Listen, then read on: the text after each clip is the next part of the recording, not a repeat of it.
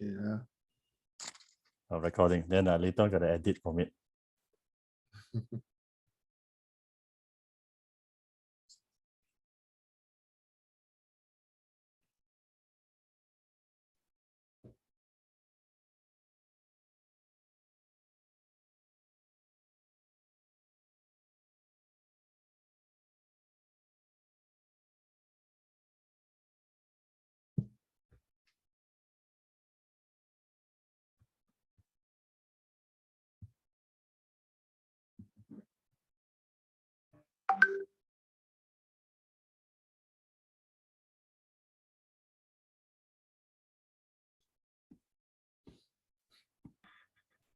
Hi everyone, we will be starting in around 2 to 3 minutes time while we let the rest of the audience come into the room. Yeah.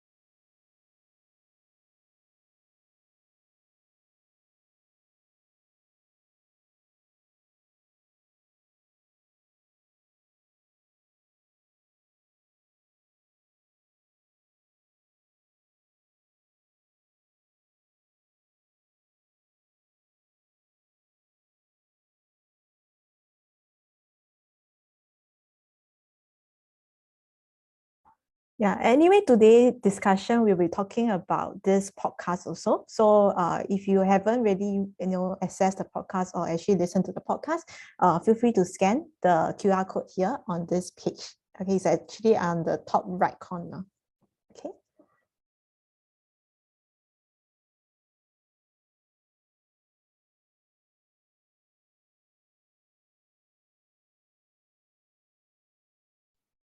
I think we seldom do it on the Friday. That's on the 5 p.m. thing. Very rare. Sorry, it's because of me, right? No, not really. Just no, we need someone who think fast. So that's why you're here. And we need to have someone who is a bit contra. Welcome, Erickson. Right.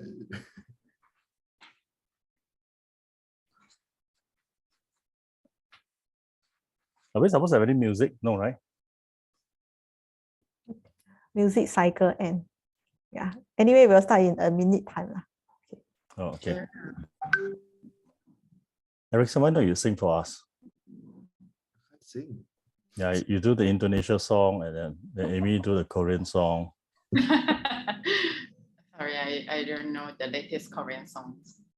That's very difficult, Korean song, not easy. Okay, there's no stage for you all to sing already. Okay, so welcome everyone. Thank you for joining us today for this session, Think Fast and Talk Smart. Okay, so we actually have like a few different speakers over here of different profile. Okay, so anyway, if you actually join us after the announcement that I actually made about this podcast, okay, feel free to actually scan the QR code over here on the top right hand corner. We'll be talking a little bit about the podcast and also getting some thoughts from the speakers over here today. Okay. So before I begin, maybe I'll give you a short introduction about Esprinia, which is the host of this session today. Okay, so in Esprinia, we actually aim to future-proof your journey, be it you as an entrepreneur, your entrepreneurial journey or your career journey. So we actually provide a holistic experience, learning experience for you. Okay, whereby you can actually, we actually have like experts from different field, people who are curated by us to actually help you to address your future challenges. Okay. So just an announcement, we are actually going to announce the upgraded version of Esprinia next week. Okay, so feel free to stay tuned. And also, if you want to be notified, you can actually register an account at esprinia.com now. And then next week, we'll actually make an announcement and let you know of the new upgraded version. Okay, so it will give a better user experience for the upgraded version. Okay. So before we move on, I would like to actually, address some housekeeping rule. Okay. So we thank you in advance for that. Okay. Please turn off your, audio as well as your video. Of course, not for the speakers. Okay. So if you're not speaking, please turn off the audio. Okay. So post any question that if you have on the chat box. But at the end of the session, like for around 15 minutes, we will actually have an open discussion. Feel free to ask us. You can ask verbally or you can actually post it on the group, on the chat box. Okay. So this event will be broadcasted live on Espreneur Facebook page. So if you have friends who may be interested, you can also feel free to share to your Facebook, and we thank you in advance for that. Okay. Any difficulty, please feel free to reach out to us at the chat box. Okay. So let's get started. Let me stop share first. Okay, so before I begin, probably maybe I leave the floor to the speakers over here to give a short introduction about themselves. We actually have Amy, Paddy, and Erickson. Okay, so they have a very different background. So they will introduce themselves, and feel free to ask them any question. Okay, so perhaps we can have like Amy to have an introduction of yourself first. Yeah. Thank you, Jocelyn. Hello, everybody. Yeah, my name is Amy Baek. I'm Korean. Yeah, I'm from southern part of Korea, near to the Busan. Yeah, I've been in Singapore for about 16 years, and currently I'm holding a managing director role in the Global Port Partners. Yeah, I'm from the maritime logistics sector. Yeah, and I am an entrepreneur and also mother of 3. Yeah, thanks for having me tonight for this topic. I'm very excited to meet you guys all. Let's move on to the Paddy. Okay, yeah. So I guess it starts from the youngest all the way up. Okay. Yeah, I'm Paddy Tan, Singaporean, based here in Singapore, actually at home, serving HRW. So anyway, I'm like Amy, I'm an entrepreneur, but I do slightly a bit different. I'm more into the structuring company, more into the scaling companies. So I've been doing this for quite a while. I'm 47 years old this year, 1975.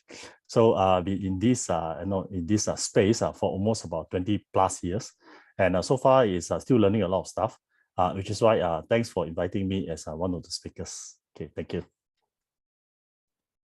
Hi, my name is Erickson. Thank you for having me here tonight. I am the founder for a startup called CrowdShop. We've only just started out recently in 2021. I've been a digital marketing professional in my past career for the last 20 years. So yeah, I'm Singaporean, based here in Singapore. All right, thank you for the introduction. So I'm Jaslyn, the managing partner of Blackstone Consulting, and also the moderator for this session today. Okay, so today, as I mentioned a few times, we are going to talk about podcasts, and I'm going to pull up some pointers from the podcast. Okay, so the first question is actually related to the podcast about thinking fast and talk smart. Okay, so we actually mentioned a few pointers like Shelby and myself. Okay, that's the speaker for that. The one of the question is actually like asking the right question. Okay, so the kind of right question to be asked. So in the point of view, asking the speakers over here, what do you think are the right question that we can actually ask to help us to actually think fast and talk smart? You see? Wow, that's very difficult. Okay.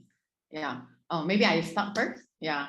I'm not so sure whether I can answer for this particular question, but I always use this skill when I talk to my clients, because my clients, my work is based on consulting. So sometimes our clients and our audience, they talk a lot of background, but they don't tell us what exactly they want to do.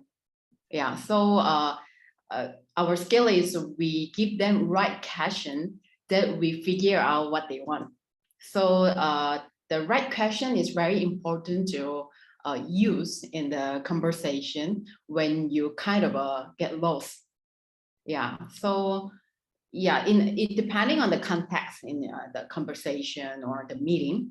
but the right questions for your perspective is always something that the information not given to you, but indirectly you can read your clients to answer my questions so that I will know what I need to know. Yeah. So just to add into Amy's thing about speaking the right questions in the right context as well. I think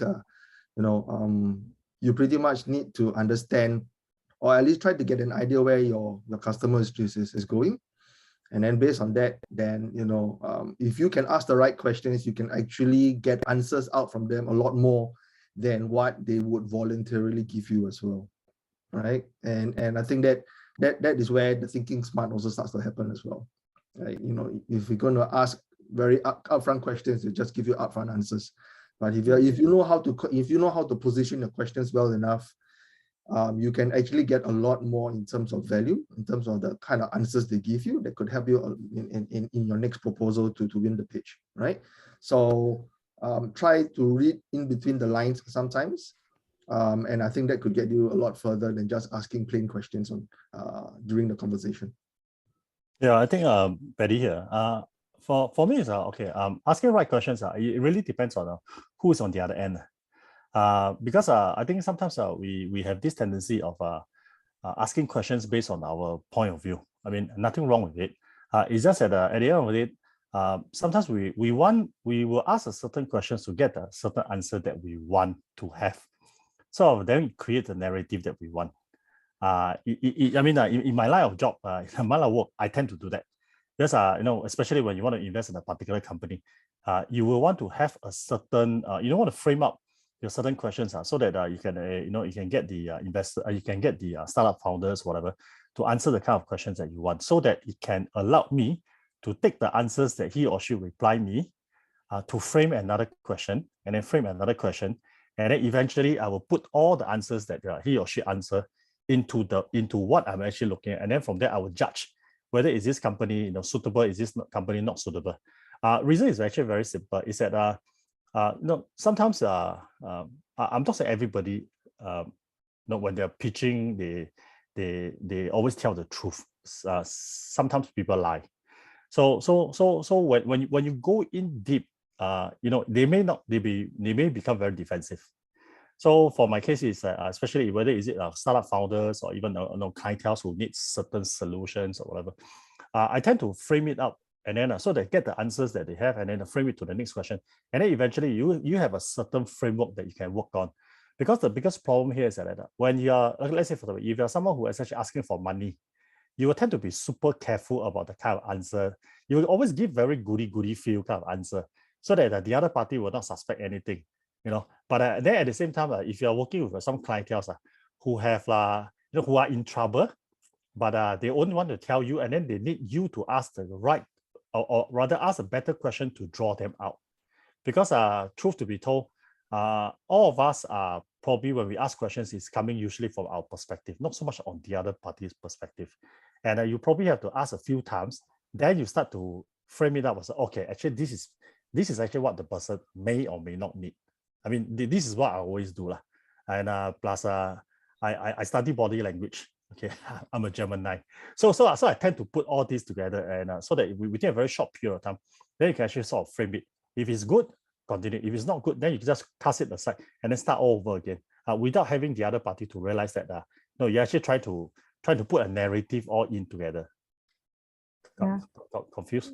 Yeah. Is it also a tactic to actually buy some time? If you need to think fast, and sometimes you may not have answer. Do you see it as a tactic to actually do that?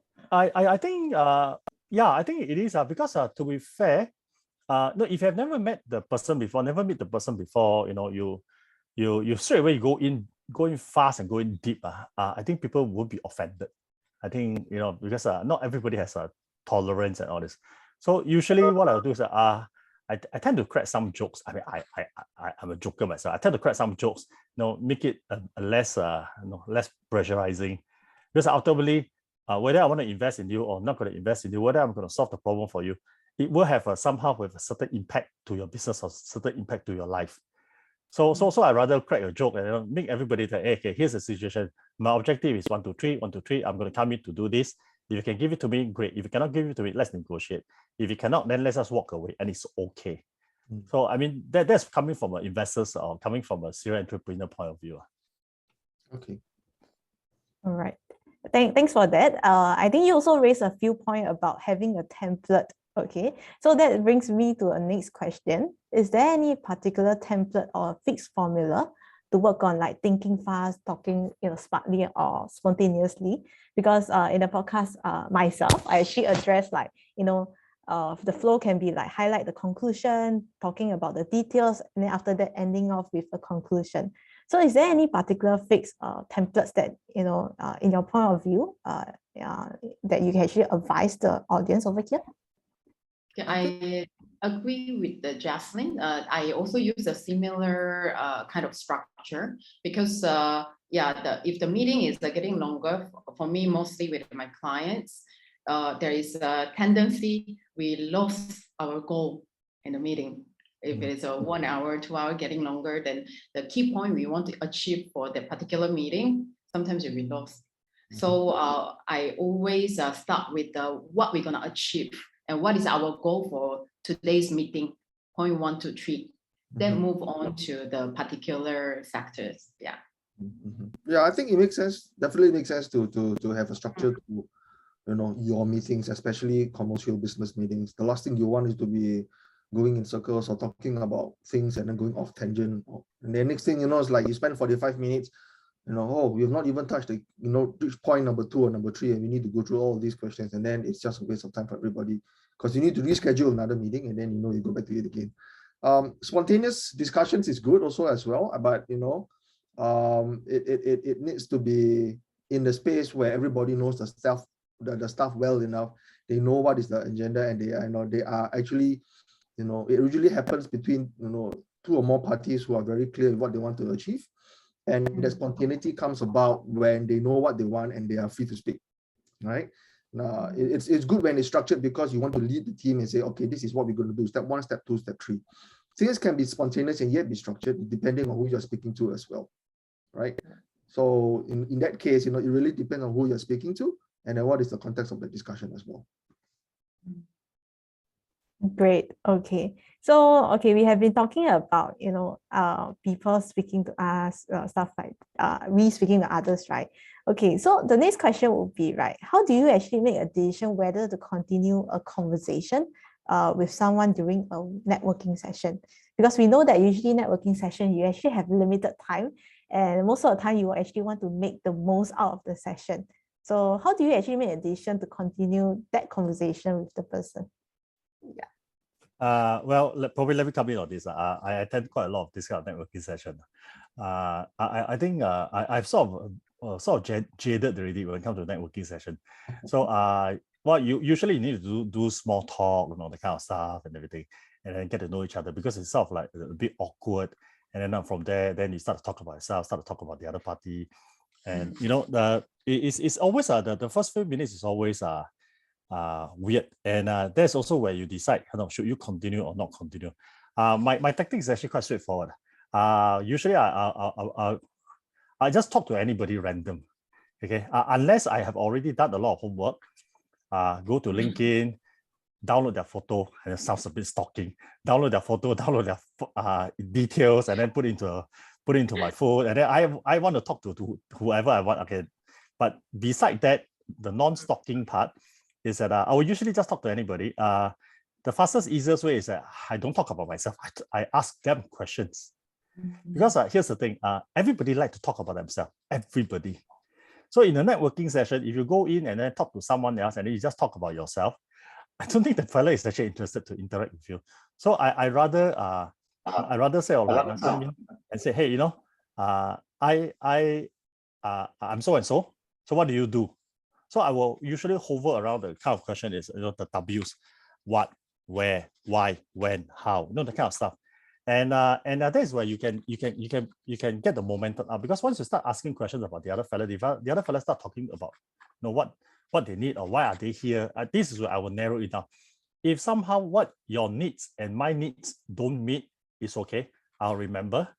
I got quite a good memory. So I'll remember, and then after I'll go on to the next one, And usually the highest value add will be you engage someone that you actually don't have anything in common, but you go on to talk to the second or third or the fourth guy, and probably by the end of the day or end of the whole session networking, you may be actually able to meet to match the second and the fourth guy that you met, that they have no common denominator with you. But the speaker, the second fella and the fourth fella may actually need to talk to each other. And that's where I will do the networking session by pulling the second guy to meet up with the fourth guy. And then the fourth guy would think that I actually know the second guy, which I don't. But because I asked the question, I know what the second guy may need. So I match it. And then usually in these kind of situations, I get two contacts almost immediately. And straight away, I gain the sort of like a certain trust and certain reputation. And then just keep repeating the same thing. Hopefully in the next sessions or the next networking session, hopefully you bump into them. Because if you bump into them, you don't have to say anything. They will bring you around to introduce them to your friends. That I will do the sort of a ripple effect. That will be much faster. Yeah, that's a very special skill, Patty. And yeah, given your character, yes, I totally agree. And the thing is, I've been to many this network session organized by Accelerator or BC event. Yeah, that's actually one of the most effective way to engage with the parties in a network session. Yeah, by you introducing two different parties. Yeah, then that means you already understand what they are doing, so you can match them. Then is kind of form the mutual trust from the first session. Yeah. Well, I mean, Paddy's line of business is pretty much linking people up. So I guess his style of networking is slightly different from mine in this case, because I'm pretty much about, reaching out to people and understanding what they do, and then they're seeing if there's a opportunity to collaborate or to work together, right? So my style has always been about, going up to the person, simple hello, how are things turning out for you at this networking session, right? So just how is the person enjoying the presentations, or meeting the people around, and then from there slowly you just explore deeper into what he's doing and trying to find similar interests or common ground that you can further expand the discussion on. I mean, if the person comes across as someone useful that you could actually engage offline as well after the event, sure, then exchange your name cards, exchange your own contact numbers and names and all that, so that's good. If it's not, then just after a while, just politely glide away. Or to say, all right, I'll be moving on, I'll see you around, and then you move on to someone else, right? So I guess it's, when you speak, you just need to find out whether this person is going to be worth the next 5 or 7 minutes of your time. If not, you just move on. So just pretend that your phone rings, look Toilet at the watch, excuse. and then walk away. Is it toilet excuse? Toilet excuse. One session usually you visited a lot of times, right, to the toilet. Yeah. Okay. No, not really. That's it's networking session. All right, now see you later. I'm going to go over to the other side. I'm going to try the croissants, right? Or I'm going to go over to the other side and try the eclairs. So I'll just move on. I think it's okay, because everybody who comes to a networking session, unless you're confused that this is a non-networking session, everybody should just move around, identify. I mean, it's also a good place for introvert, because an introvert doesn't necessarily have to. I mean, that's how I train some of my folks. It's good that you get introverts to go into a networking session so that they can observe what an extrovert can't see, and that can actually be very, very helpful. I mean, because especially if you can go out as a pair, I think that's fantastic. So one can actually observe what the hell is going on, then the other one is talking, and then somehow this information you can actually consolidate, and you can probably come up with certain strategies later. Interesting.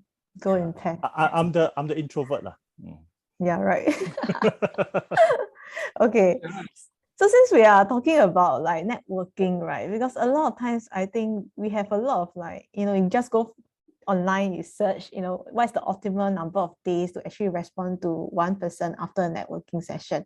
Okay, so in your opinion, how many days do we actually set as a benchmark whereby you should actually reply to the person? Because replying too fast is also a problem. Replying too slow is also a problem. So how many days do you use as a benchmark for a networking session to actually respond or follow up? You mean like the case of there's a certain request or the question came from the.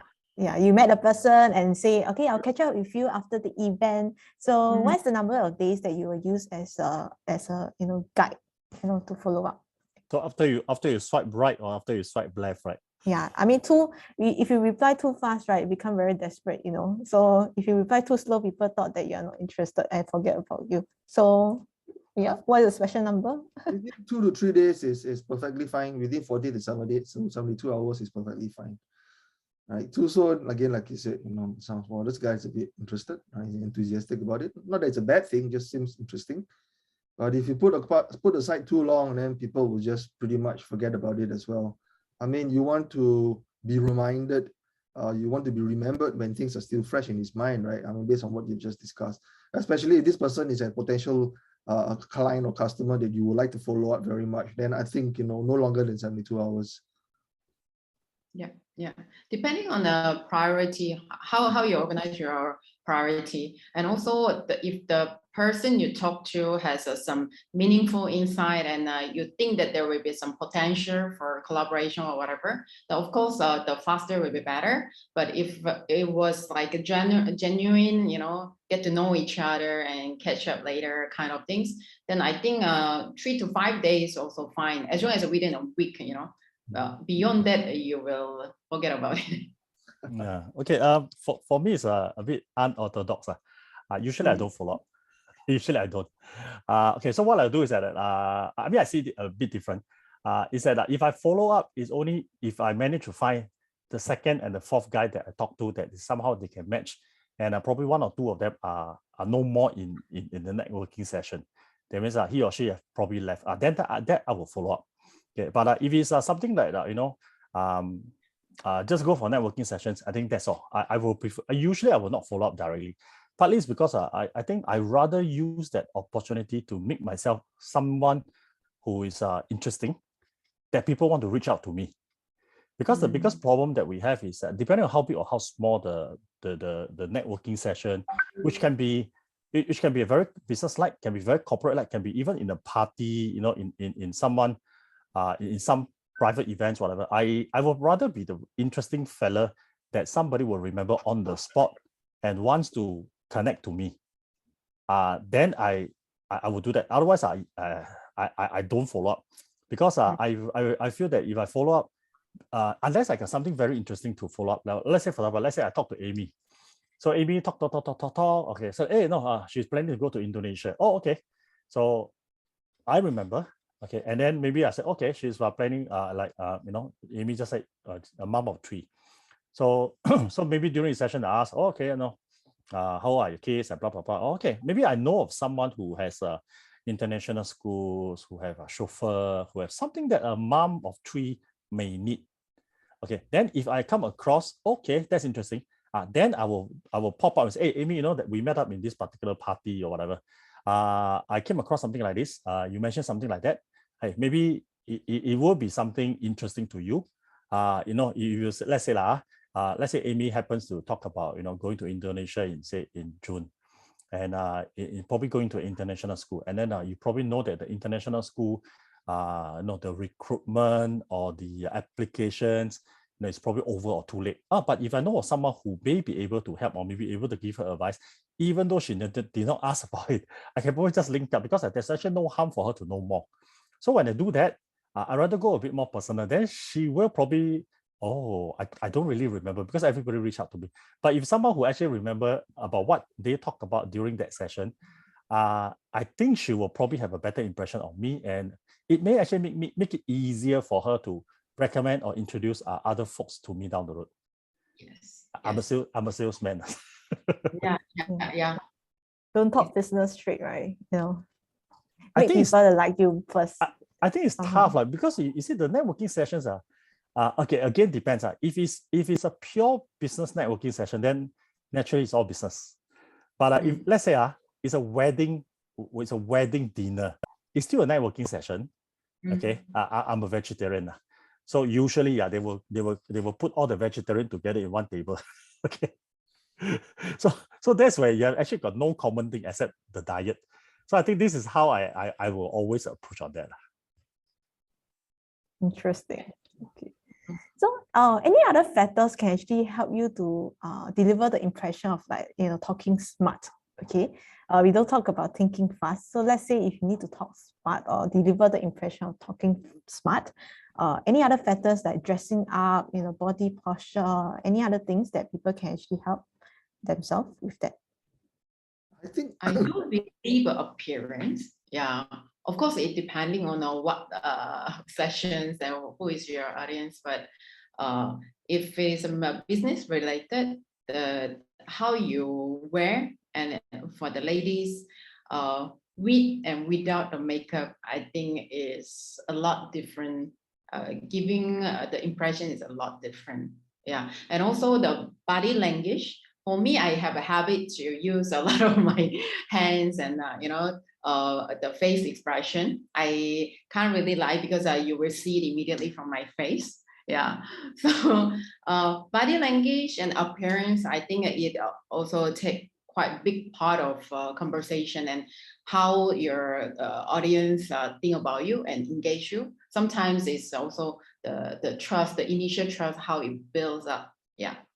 Yeah, I think the factors for thinking fast really also builds a lot with confidence, right? I mean, if you're going to a presentation or into a room for a convention and lots of people, what people generally say, right? You dress well, you look good, you feel confident, and when you're confident and you know your stuff, then you generally are able to articulate well during what you're presenting, right? So I think there are several factors that helps bring out that element in you. But fundamentally, I think thinking smart is really about knowing what you're talking about. If you do not know what you're talking about, all the dressing in the world is not going to save you on that stage, right? Or in that meeting, or in that boardroom for a business sense. So most importantly, know what you're talking about. You may not be wearing a 3-piece tuxedo to a board meeting, but even a plain jeans and shirt. I mean, you just look at Steve Jobs, right? Turtleneck and pair of jeans. But the guy knows a whole lot more than everybody in that room, right? So you need to know your stuff. And then, of course, what you have in your head comes out through your mouth in what you speak and how fast you talk about it. That's good. Then how you put it across to the audience is through the way you dress yourself as well. You do not seek to dress to inspire, to impress, but just dress well enough to present. All right. If you want to impress, sure, go ahead, but be presentable. Yeah. Yeah. For me is that I make use of my physical. Okay. Okay. I'm tall. I'm 1.83 meter tall, so 6 feet plus. And I have a face that cannot. I have a mouth that cannot close. I got a big mouth. I know. Okay, I got a big forehead. So to me, I rather see this as a flaw. I actually take advantage of it because especially in networking sessions and all this. I think especially when you want to talk to people, all this, I think it's very important, especially because I'm tall. In general, Asians are not that super tall. So for someone like me who is taller, okay, so if I step too near, it will probably cross into the bubble. And then this fellow will probably have a stiff neck talking to me, but I got to lift up the neck. So that's why every time when I talk to Jesse, I got to sit down on the floor or something like that. Okay, but if let's say, so I rather take advantage of all this as a body posture where, because I'm tall, so I would probably stand a bit further, speak a bit louder, and then reach out so that the person actually feels that, hey, you're not entering into like my comfort, my space, and because I got this a mouth that I can close, so it looks like very friendly like that. So I usually will use that as an advantage to talk to someone else, and the fella don't see you as a threat, and that is actually where, and also but sometimes when they ask a very difficult question, which I'm not able to process it fast enough or may not have an answer, I will walk closer. I actually walk closer. So when you walk closer to a fella, they will say, "Oh my God, this guy is a giant," walking closer, and then they will like probably take a step back. I can buy some time for that. It allowed me to do some planning about how to answer the question. Okay, this is how I always play around with on the body posture. Yeah, you brought up a very good point. sometimes you really need to act smart, although you may not have answer to that particular question, what other tips that we have from like Amy and Harrison? So if you have no answer, but you have to act smart, what will you do actually? For me, I threw the questions so that I can actually under time to think through. Yeah, I mean, I agree with Amy, right? The technique is called redirection, right? Yeah. Right? I think it's a very common tool. Yeah, so if someone asks you a question, you can pause and think about it, give something that sounds along that line, but straight away come up with another question to counter that question, and then you redirect the person to talk about something else that you probably have got more confidence in, right? So that is something that, it takes practice, because you need to be able to stay calm when you realize that, oh, shucks, I do not have an answer for that, right?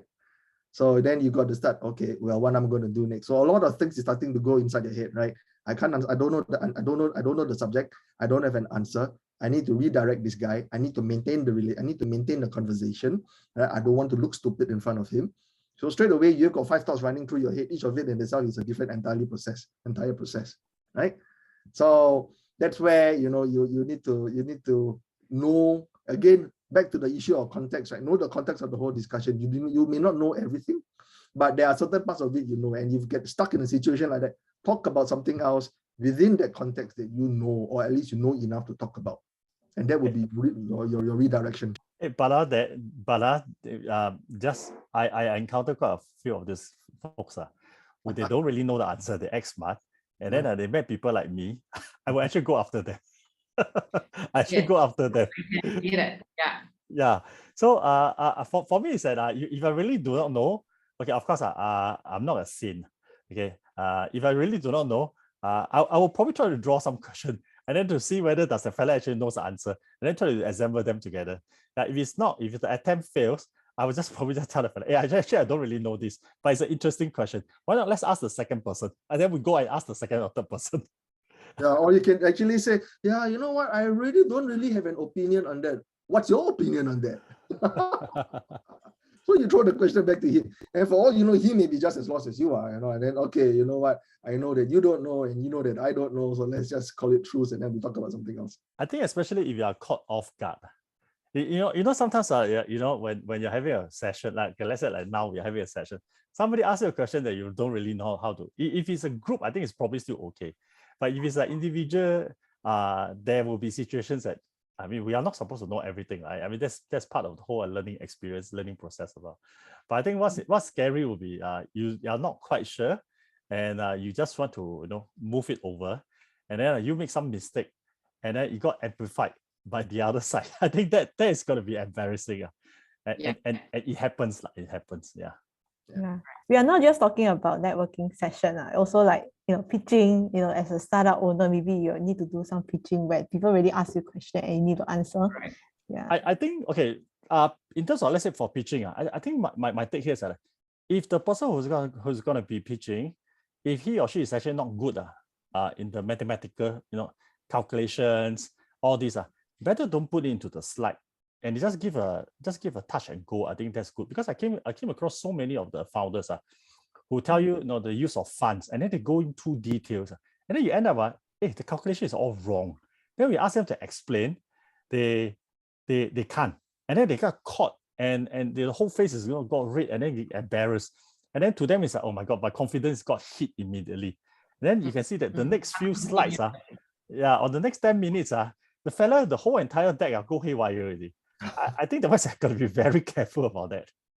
Yeah. I mean, generally the thing is that if you did not prepare those slides there, don't talk about it, right? Or if you're going to talk about slides that you didn't prepare, or something that you were not prepared by you, then make sure you understand it well enough before you even talk about it. Because chances are someone asks you a question that's just so probably natural to them because it's finance, right?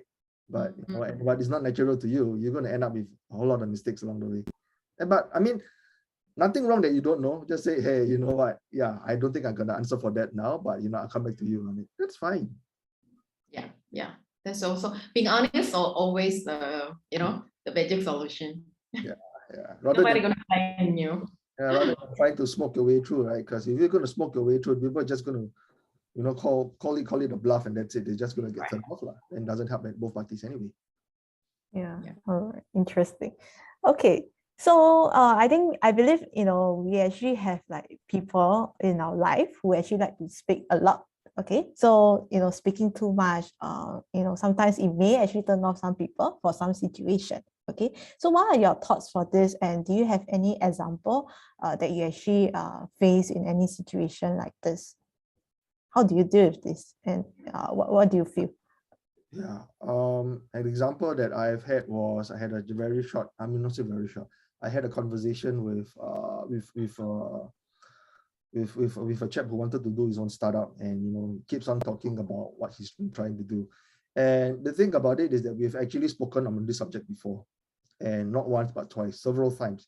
But each time he comes back to me after giving him advice, he talks about the same issue over and over again, and he just goes on. It comes to a point where you just find that the whole conversation does not contribute to anything at all, because you realize they're going to give you the same answer again, right? So there's two ways about it. You can be nice and polite, and you just let the guy rattle on, and then you let your mind wander, think about something else, because you know the answer is going to be do this and this and this. Or you can just say, hey, you know what? we've already touched on this subject before. I told you what to do. So either you do that, or it's really there's no point talking about on this subject again. Yeah.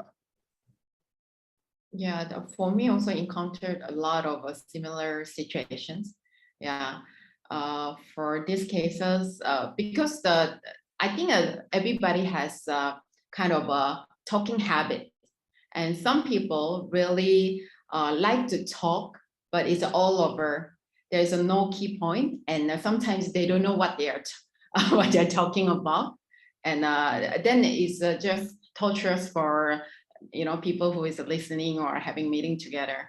And I have like this particular person, second round, third round, until fifth round, the meeting, the progress is not moving.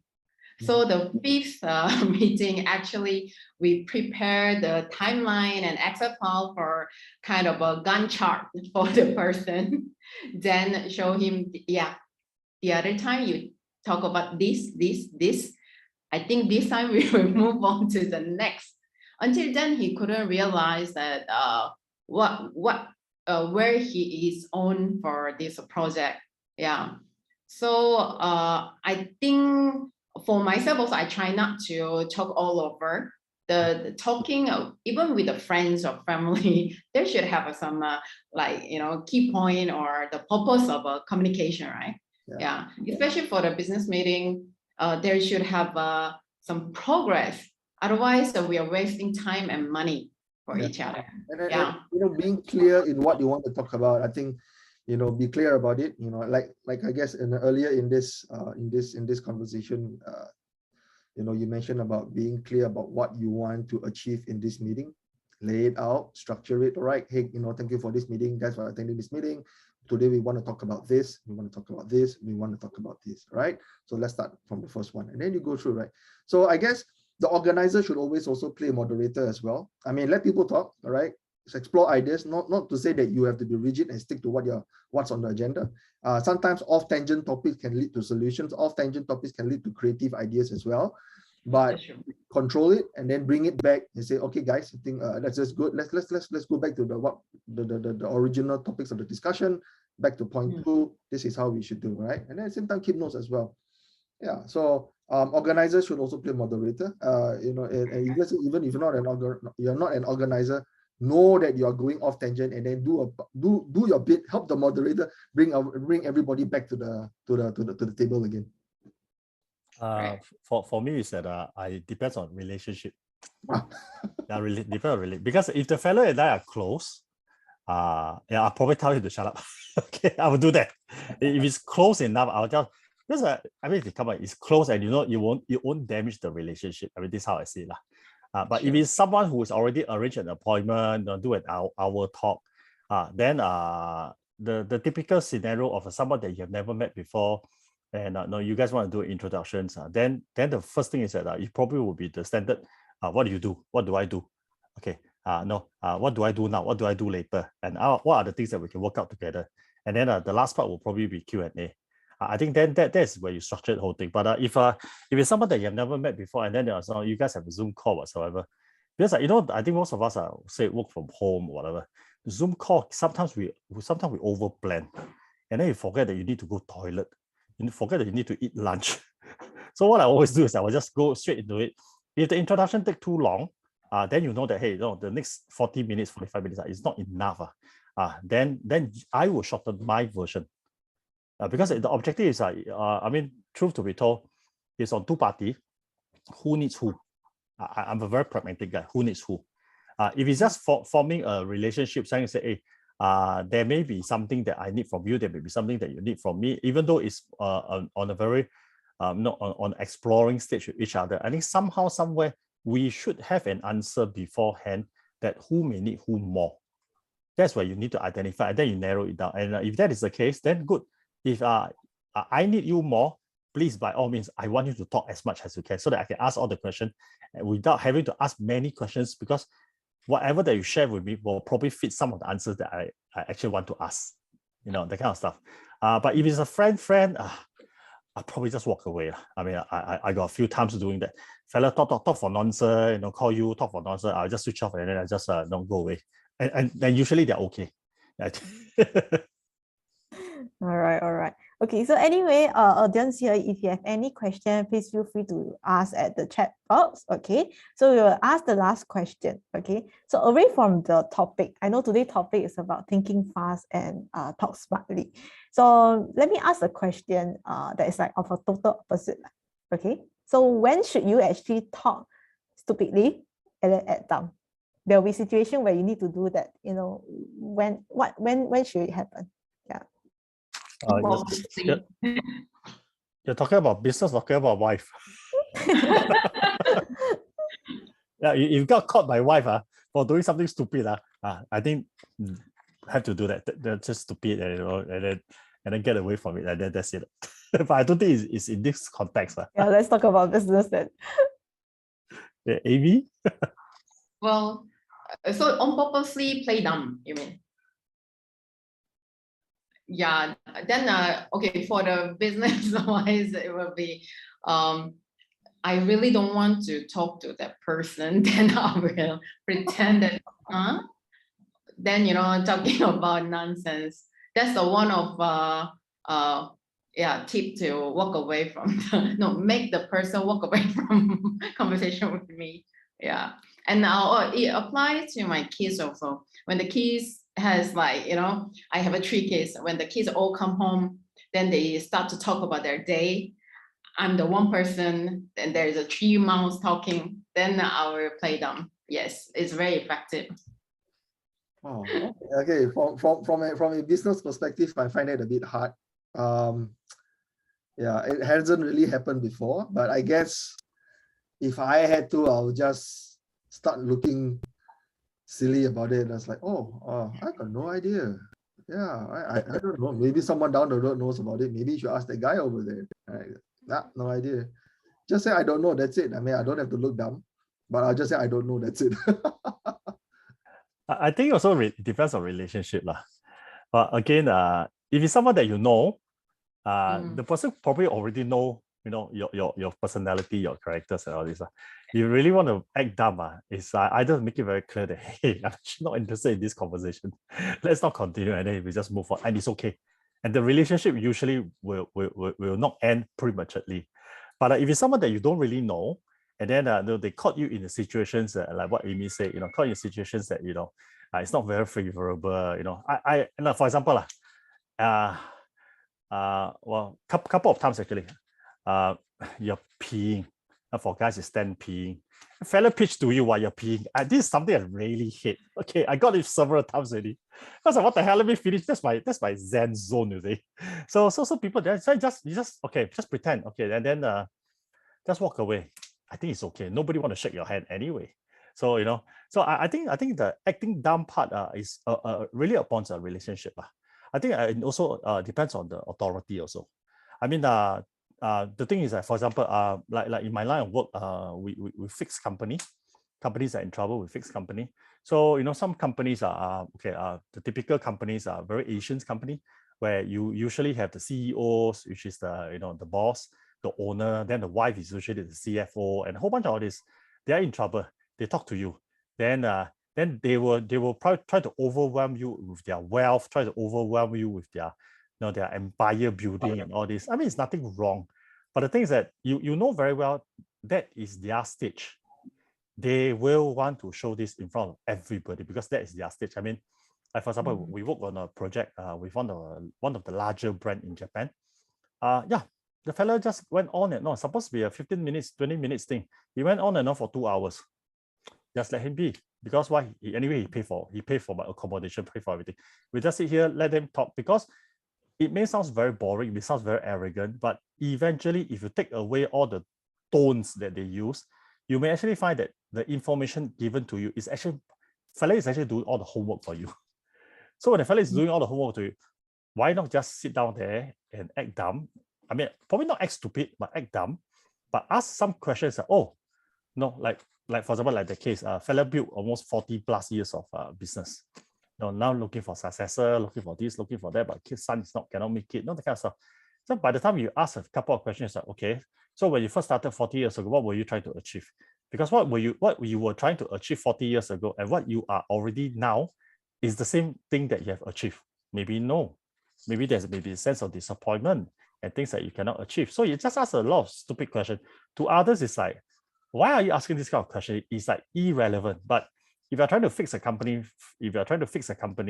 you have to really go down into the founder.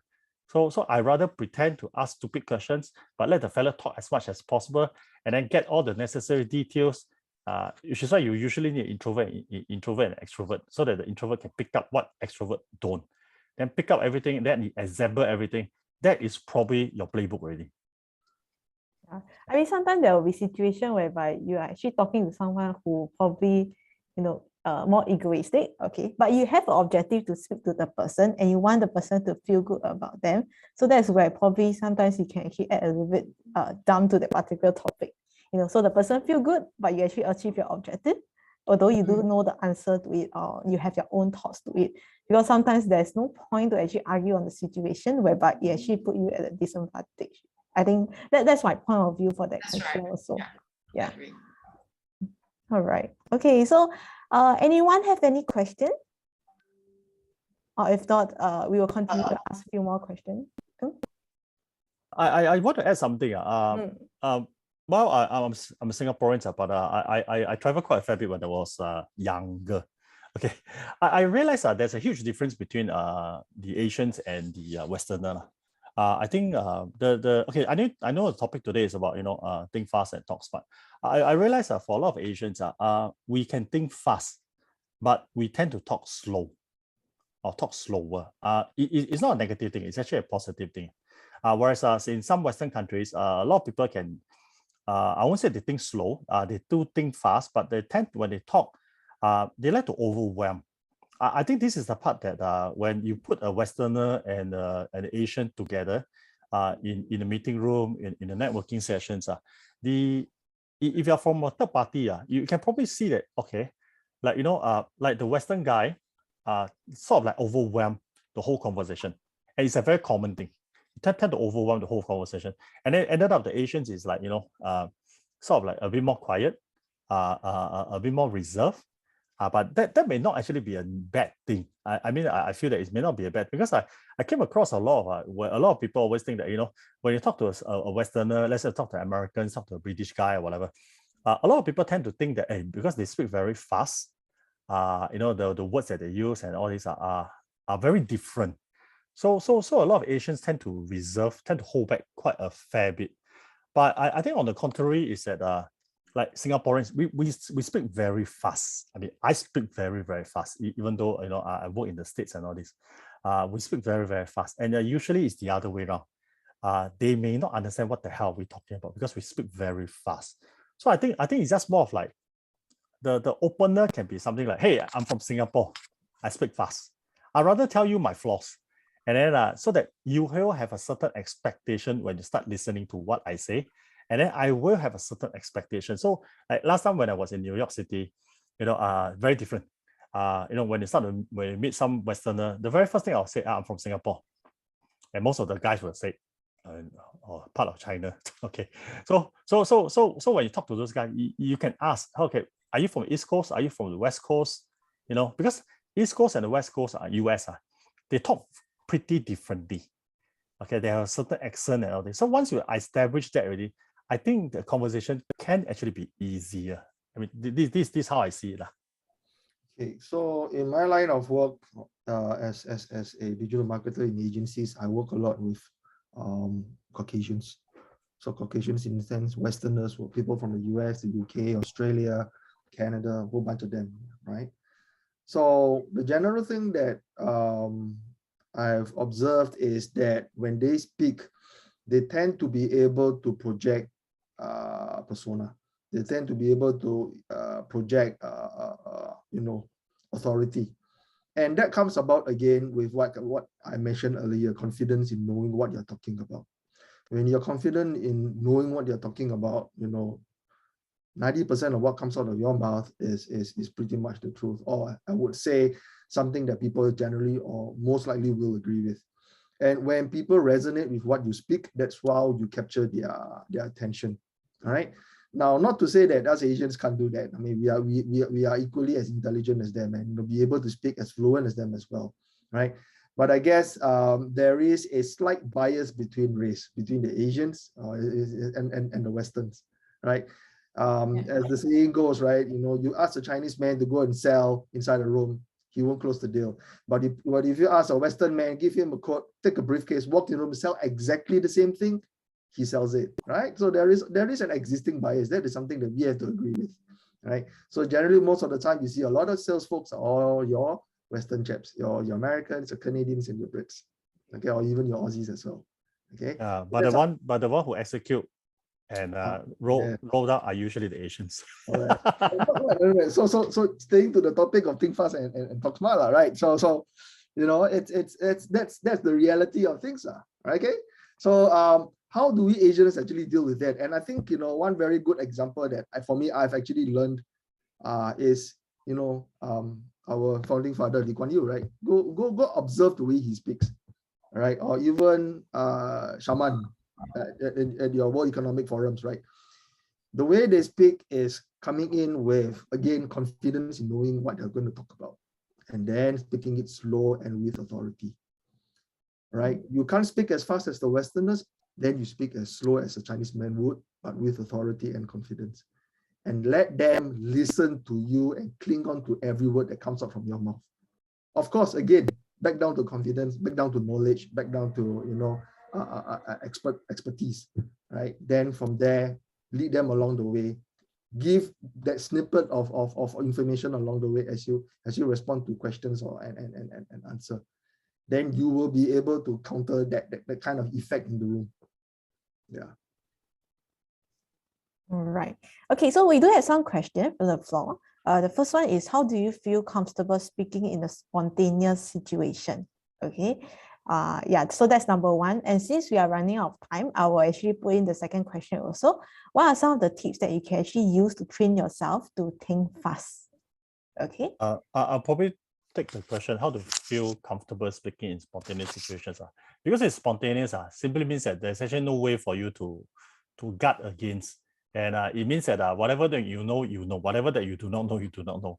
I think the conversation, because it's going to be a conversation, okay, unless it's a Q&A kind of, the fella asks you, you answer, the fella asks you, you answer.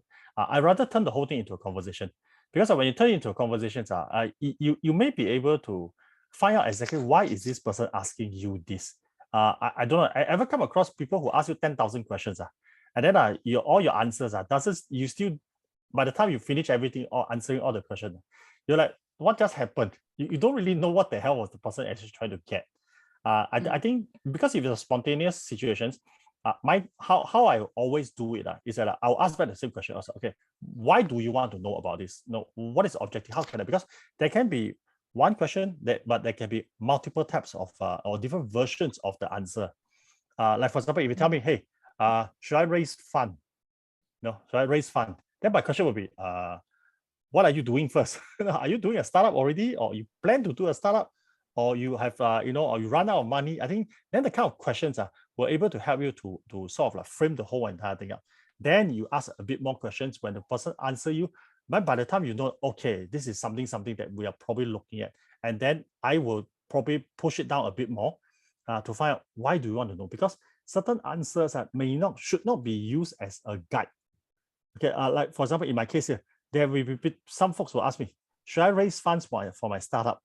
I tell you, the short answer is no, you should not. Then when you say no, they will ask you why.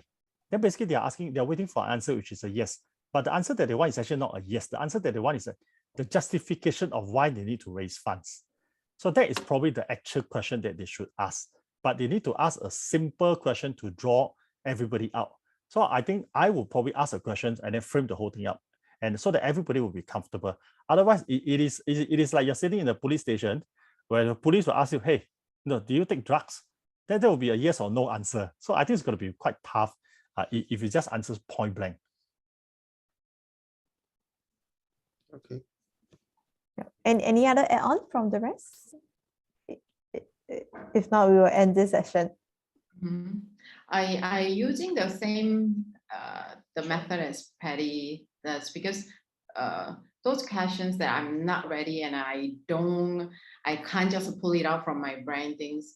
The best way is, as I mentioned before, you come up with the questions, similar question, and ask to the audience so that you can earn the time, and also how the person answered to me, it actually give me some solutions and the way I can talk to the person. Yeah. Yeah. The second question is like, what are some tips that you use to train yourself to think faster? I think got to do with the knowledge that you have. I mean, no disrespect to those who probably stuck into your TikTok, like YouTube, like all this. But I think if you really want to be able to train yourself slightly better than others, probably reading will actually help. We are not talking about reading magazines. Well, magazine is good, even just want snippets of information. But I think what is lacking these days is actually reading. That means if you spend some time to really read good books, and preferably read books that are not your favorite topic. Okay, I know it sounds a bit weird, because for example, let's say you want to know about a certain topic that you're already very, very familiar. So you just keep reading and reading and reading, and eventually the information that you extract from the time that you invest in reading will probably may not be that worthwhile, because you already have a certain fundamental foundations already. But if you are thinking about how to answer fast, be a bit more knowledgeable, I will always recommend just go to the library, pick any book from the non-fiction one, any book, just pick and then read. Okay, read the conclusion first. Okay, then read from the first chapter. So that along the way you can actually pick up all this knowledge. And our brain is not say pea size, okay, but the thing is that we can actually store a lot of information. And if you read something that you do not know, that becomes gaining new knowledge. And usually once this knowledge is it doesn't fade away over time that fast. You can actually keep accumulating certain knowledge, and eventually one day somehow in a spontaneous situations or in an environment where people ask about it, you can actually pull that out from the brain, and then you answer. I think that's how I do it. I mean, I read a lot.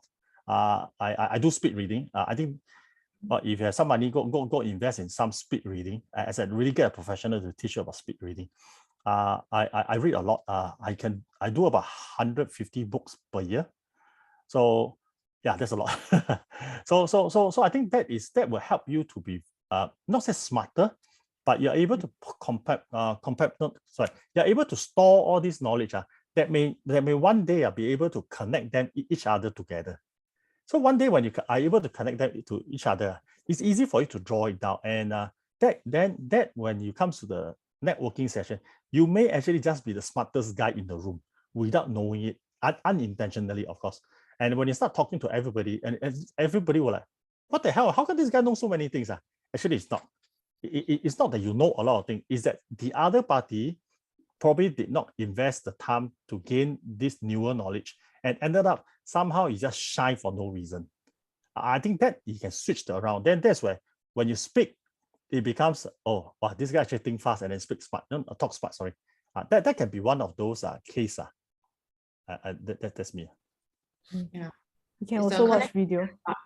Yeah. No, I just add on a bit for me also, I'm reading a lot of other industry and other sectors information, because we've been working in the same industry for over like a decades, right? So there is some tendency that we stick into our comfort zone, only see the update of our relevant industry. But when you see other sectors, because now everything about the technology, and there is an emerging of new technology every day. So as you read more on the different industry, you don't know that industry, you are not expert in it.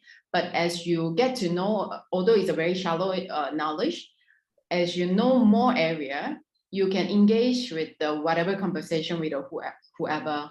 I think that's the kind of power of communication as well. As long as there is some common factor with the people or the stranger as well, you can easily become friend, and there's always things that you can talk with. Starting point. Yeah.